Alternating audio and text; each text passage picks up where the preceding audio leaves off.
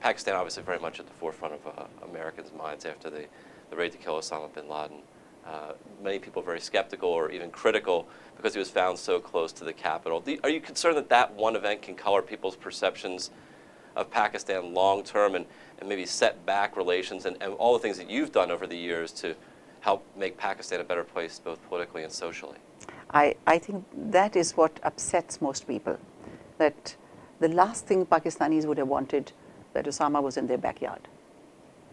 But strange as it may sound to you, it's not for the Pakistani people to know where Osama is or is not. It's for the CIA and the ISI. I mean, they are the great two agencies working together in this war hunt, the war against the Taliban. So, I mean, it speaks very ill of both of them that he was found and he was undetected for so long. I'm curious because there is that, I think, disconnect between the political side and kind of the average people. If you listen to politicians in both countries these days, American politicians very upset. They want to cut funding and aid to Pakistan. Pakistani politicians upset about not just the raid and the way it went down, but also drone attacks and other things. Is there a disconnect between the political discourse that we see and perhaps what average people in both countries see and understand? I think both Pakistani politicians and the American politicians are on the same page because they have a very close relationship in this war against terror, and Pakistan has been very, very engaging with the US over it, and there is, I mean, people are very upset, of course, because the drone attacks take out not only the targets that have to be taken out, but civilian population also. So if thousands and thousands of people get killed all the time, and this is the voting population. So obviously the politician is going to be hurt by this because there's a general perception that you're not protecting your citizens. Right. As far as the American government is concerned, I think the American government knows full well that their partnership with the Pakistani government is the best that they can have. And it's been very rewarding for both the countries. And I was going to say, long term, how important is U.S. aid, not just financially, but just in terms of general support to Pakistan, for Pakistan to move forward? I think it is very important. You see, our economy is totally shattered because this war on terror, you know, it's hit us very badly. Thousands and thousands of schools have gone. We had an earthquake. Then we have the floods. Yes. I mean, unfortunately, the calamities that we have, they just came from God. But all of them have led us, you know, our inflation rate is from anywhere from 17 to 22%. There have been no major industry. We are short of energy. In 3 days out of a week, the industry is shut because there's no power. In homes where the temperature today is 49 degrees, there's a 12-hour power cut. So that is hurting the people of Pakistan. And frankly, who's interested in a war? We are only interested that, you know, we should have a better living. We can make Pakistan a better place. It should have more progress. We should have basic amenities of life should be available to the people of Pakistan. And we should have more health, education, social network, communication. Our railways have just gone bust because so many of them were torched when Benazir Bhutto died, and they have not been replaced. And there's been this big issue of what locomotives to buy and where to buy and how to buy and what corruption is, you know. So many things just... So Pakistani people, first and foremost, they want peace. Second, I mean, as a Pakistani woman, second, I want that America's help must be to the people of Pakistan. And when you help people of Pakistan, then you help them in the infrastructure. You help them in schools, you help them in hospitals, you help them in roads, you help them in transport, and that is what we want. In a lot of ways, those issues are not altogether different than the issues that people in this country are talking about in terms of infrastructure, improving schools. So is that where the commonality can be found? That a lot of times for the people on the ground, the average citizen, the issues are the same. The conditions may be much worse in one country versus the other, but the issues are the same. No, the issues are the same. People want to just live a better life. They want to have a better future. And, you know, the aspirations of a common Pakistani are the same as the aspirations of a common American. The governments may think differently, Because unfortunately, we've had the American government supporting dictatorships in our country. Now that is where people find the American administration averse. You know, they don't like it, because the American administration supported Zia-ul Haq for 11 years. The American administration supported Musharraf for 9 years. And 11 and 9 is 20 years in my life. 20 years, they have destroyed the civil fabric of our society. So the relationship between the US government and one person in Pakistan, one person, a dictator, cannot help the people of Pakistan. It must be the US government with the people of Pakistan. They can't have, you know, Musharraf used to say, oh, you know, my friend George Bush. Like even today's government has somehow, it's not a club.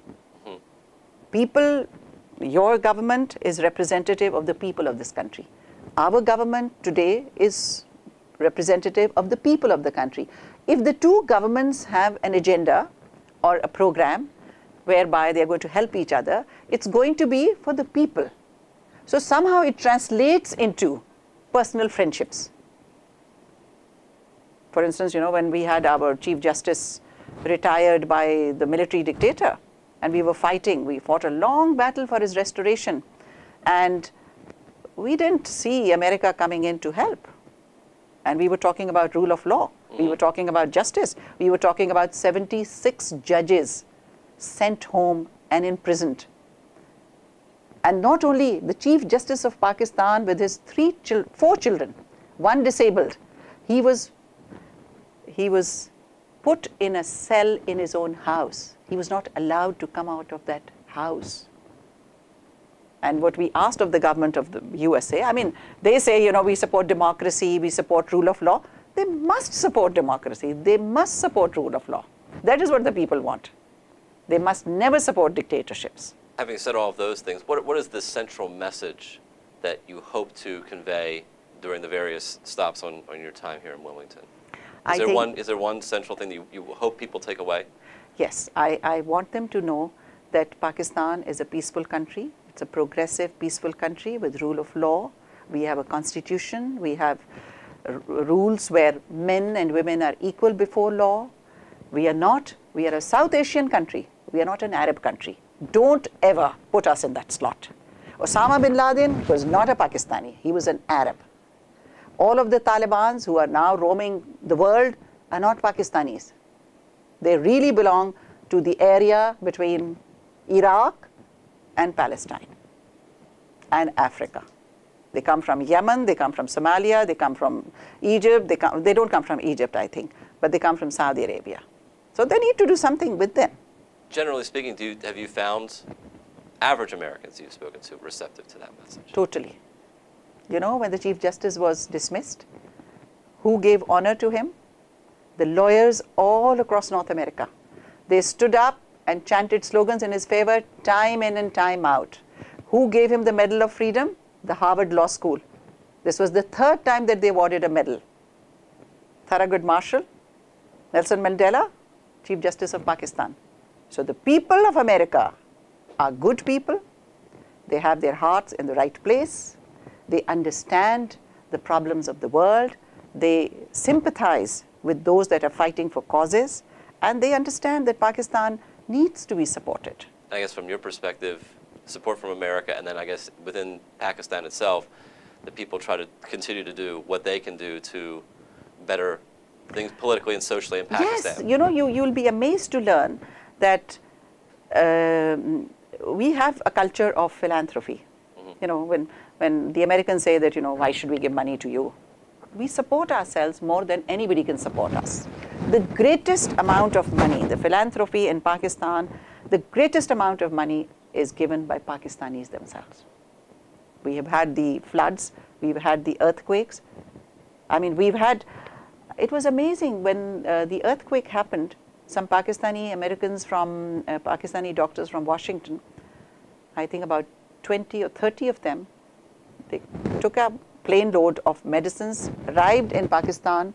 We went there and then to the afflicted area, and we set up camp there for 6 months. And the Americans And the Pakistani Americans, they kept coming week after week with medicines, with their training, with their facilities. They built a hospital there and they looked after the people.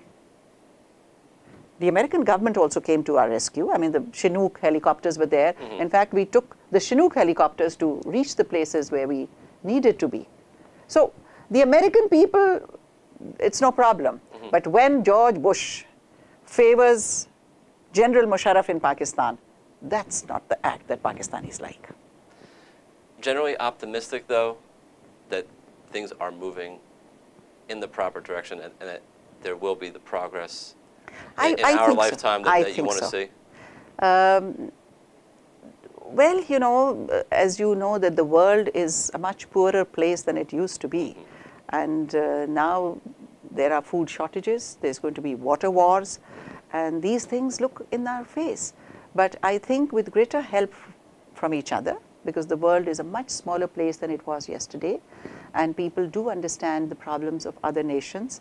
And we've always been helped by US in our difficult times.